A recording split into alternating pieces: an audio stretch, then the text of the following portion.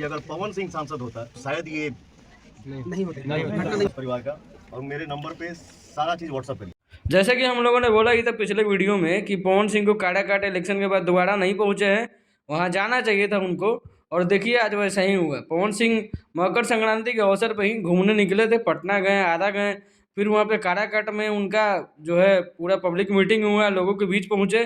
और जैसे कि आप लोगों ने देखा ही क्लिप में, लोगों के बीच उनके समस्याओं को सुने पवन सिंह बड़े ध्यान से। उनको मतलब अपना हर तरह का मदद देने के लिए उनको मतलब आश्वासन दिए। और अपने नंबर पे सारा का सारा जो भी कंप्लेन था, जो भी मामला था, बोले मेरे पर्सनल नंबर पे भेज दीजिए, और जो भी है मैं इस परिवार का बेटा हूँ और हमेशा सदैव रहूँगा।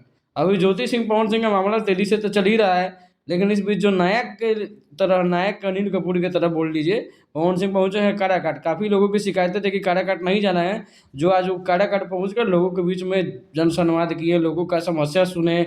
और ये बोले भी कि अगर मैं यहाँ पे सांसद होता तो ये समस्याएं कभी नहीं आती।